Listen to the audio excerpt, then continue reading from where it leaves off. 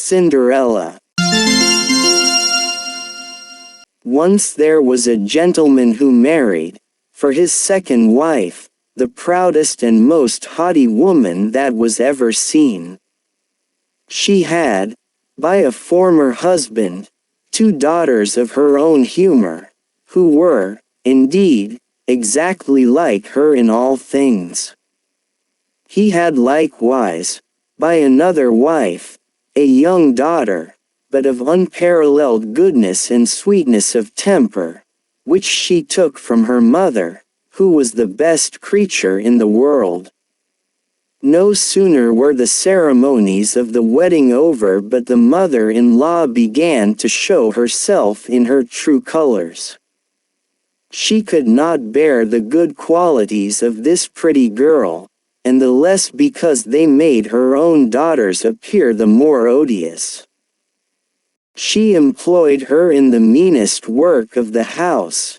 She scoured the dishes, tables, etc., and scrubbed Madame's chamber, and those of Mrs., her daughters. She lay up in a sorry garret, upon a wretched straw bed, while her sisters lay in fine rooms, with floors all inlaid, upon beds of the very newest fashion, and where they had looking-glasses so large that they might see themselves at their full length from head to foot. The poor girl bore all patiently, and dared not tell her father, who would have rattled her off, for his wife governed him entirely. When she had done her work, she used to go into the chimney corner, and sit down among cinders and ashes, which made her commonly be called Cinderwench, but the youngest, who was not so rude and uncivil as the eldest, called her Cinderella. However, Cinderella, notwithstanding her mean apparel, was 100 times handsomer than her sisters, though they were always dressed very richly. It happened that the king's son gave a ball, and invited all persons of fashion to it.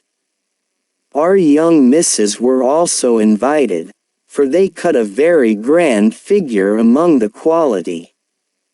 They were mightily delighted at this invitation, and wonderfully busy in choosing out such gowns, petticoats, and head clothes as might become them. This was a new trouble to Cinderella, for it was she who ironed her sisters' linen, and plaited their ruffles. They talked all day long of nothing but how they should be dressed. "For my part," said the eldest, "I will wear my red velvet suit with French trimming." "And I," said the youngest, "shall have my usual petticoat, but then, to make amends for that, I will put on my gold-flowered manteau, and my diamond stomacher, which is far from being the most ordinary one in the world." They sent for the best tire woman they could get to make up their head dresses and adjust their double pinners, and they had their red brushes and patches from Mademoiselle de la Poche. Cinderella was likewise called up to them to be consulted in all these matters, for she had excellent notions, and advised them always for the best, nay, and offered her services to dress their heads, which they were very willing she should do.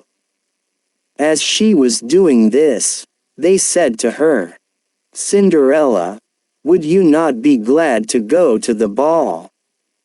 "Alas," said she, "you only jeer me, it is not for such as I am to go thither." "Thou art in the right of it," replied they, "it would make the people laugh to see a Cinderwench at a ball." Anyone but Cinderella would have dressed their heads awry, but she was very good, and dressed them perfectly well. They were almost 2 days without eating, so much were they transported with joy. They broke above a dozen laces in trying to be laced up close, that they might have a fine slender shape, and they were continually at their looking-glass. At last the happy day came. They went to court, and Cinderella followed them with her eyes as long as she could, and when she had lost sight of them, she fell a-crying. Her godmother, who saw her all in tears, asked her what was the matter. "I wish I could. I wish I could." She was not able to speak the rest, being interrupted by her tears and sobbing. This godmother of hers, who was a fairy, said to her, "Thou wishest thou couldst go to the ball, is it not so?" "Why, yes," cried Cinderella, with a great sigh. "Well," said her godmother, "be but a good girl, and I will contrive that thou shalt go." Then she took her into her chamber, and said to her, "Run into the garden, and bring me a pumpkin."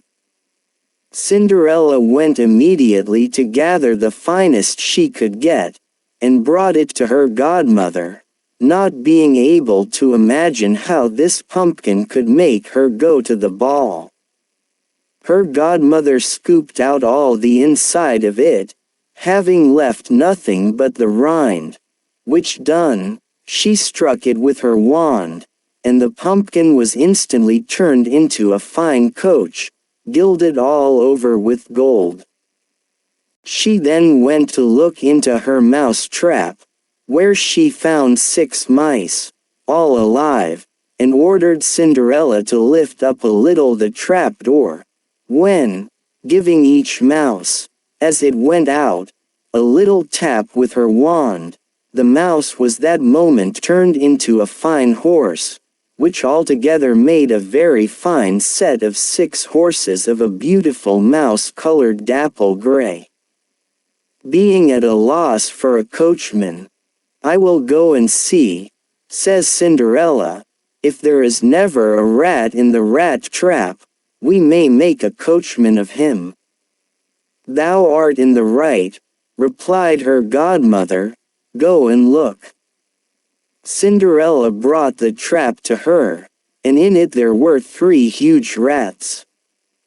The fairy made choice of one of the 3 which had the largest beard, and, having touched him with her wand, he was turned into a fat, jolly coachman, who had the smartest whiskers eyes ever beheld.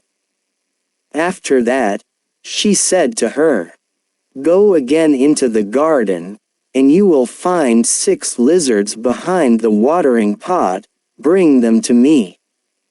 She had no sooner done so but her godmother turned them into 6 footmen, who skipped up immediately behind the coach, with their liveries all bedaubed with gold and silver, and clung as close behind each other as if they had done nothing else their whole lives. The fairy then said to Cinderella, "Well, you see here an equipage fit to go to the ball with, are you not pleased with it?" "Oh, yes," cried she, "but must I go thither as I am, in these nasty rags?" Her godmother only just touched her with her wand, and, at the same instant, her clothes were turned into cloth of gold and silver, all beset with jewels. This done, she gave her a pair of glass slippers, the prettiest in the whole world. Being thus decked out, she got up into her coach, but her godmother, above all things, commanded her not to stay till after midnight, telling her, at the same time, that if she stayed 1 moment longer, the coach would be a pumpkin again, her horses mice, her coachman a rat, her footmen lizards, and her clothes become just as they were before. She promised her godmother she would not fail of leaving the ball before midnight, and then away she drives, scarce able to contain herself for joy.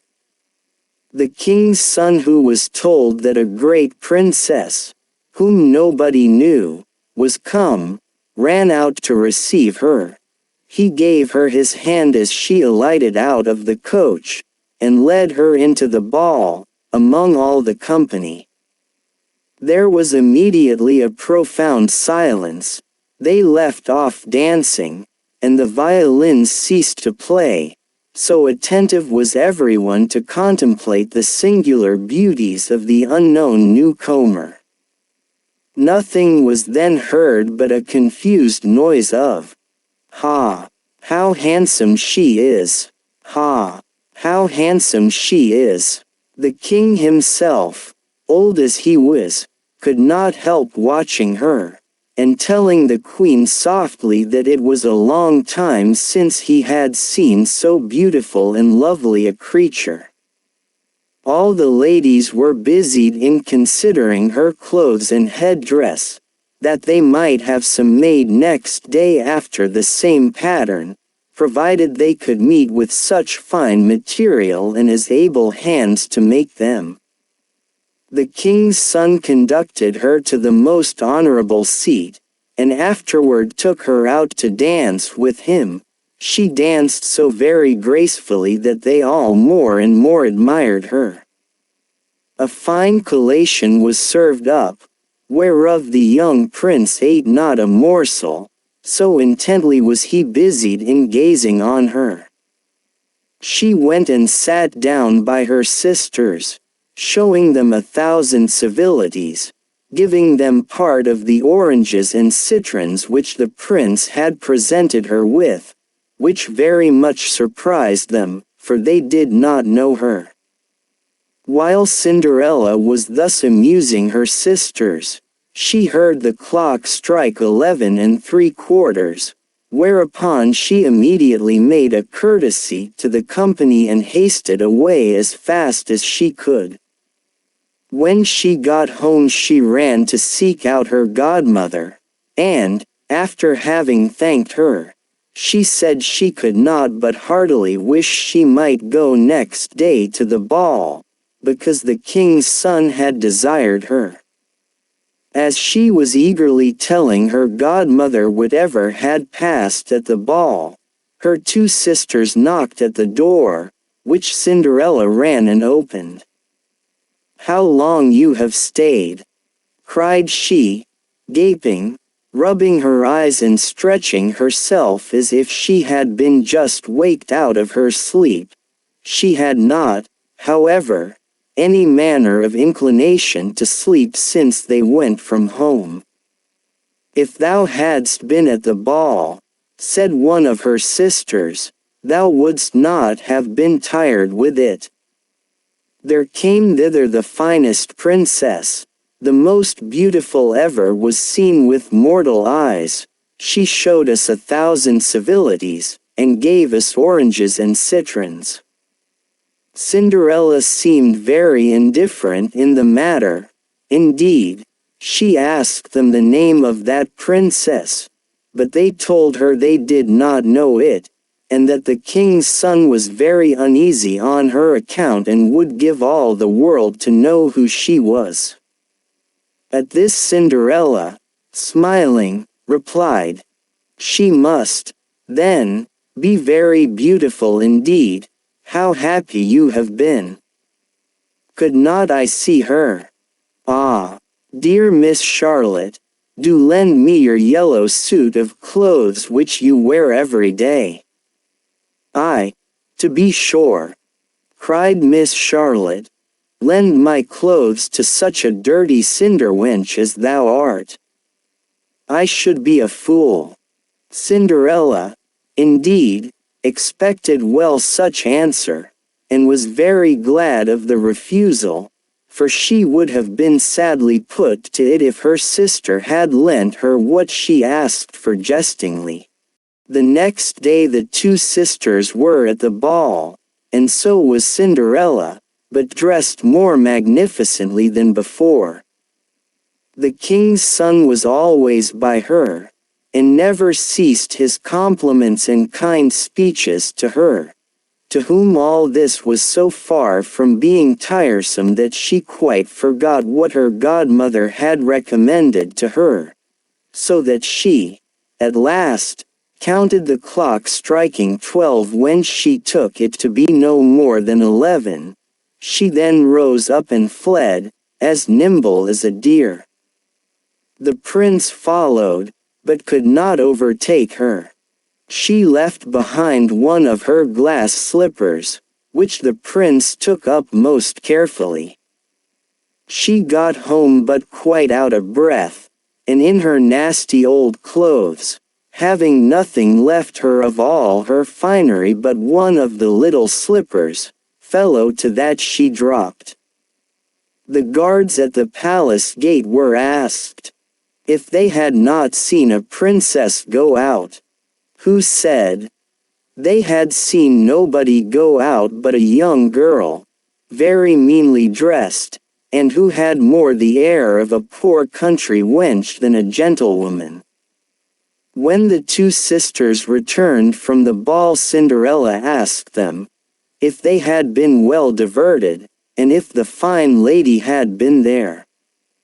They told her yes, but that she hurried away immediately when it struck 12, and with so much haste that she dropped one of her little glass slippers, the prettiest in the world, which the king's son had taken up, that he had done nothing but look at her all the time at the ball, and that most certainly he was very much in love with the beautiful person who owned the glass slipper.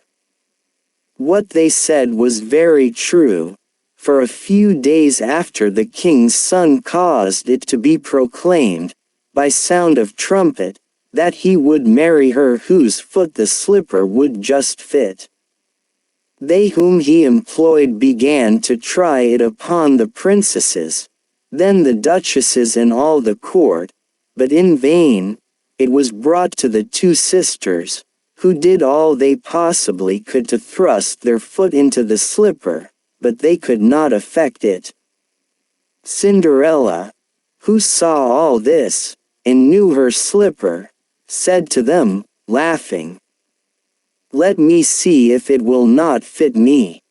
Her sisters burst out laughing, and began to banter her. The gentleman who was sent to try the slipper looked earnestly at Cinderella, and, finding her very handsome, said it was but just that she should try, and that he had orders to let everyone make trial. He obliged Cinderella to sit down, and, putting the slipper to her foot, he found it went on very easily, and fitted her as if it had been made of wax. The astonishment her two sisters were in was excessively great, but still abundantly greater when Cinderella pulled out of her pocket the other slipper, and put it on her foot. Thereupon, in came her godmother, who, having touched with her wand Cinderella's clothes, made them richer and more magnificent than any of those she had before. And now her two sisters found her to be that fine, beautiful lady whom they had seen at the ball.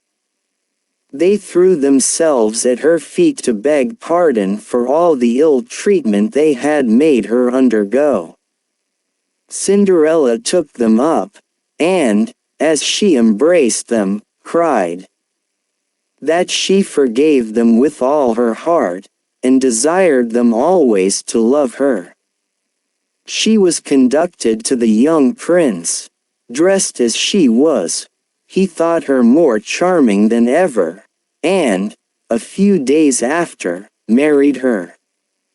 Cinderella, who was no less good than beautiful, gave her two sisters lodgings in the palace. The end.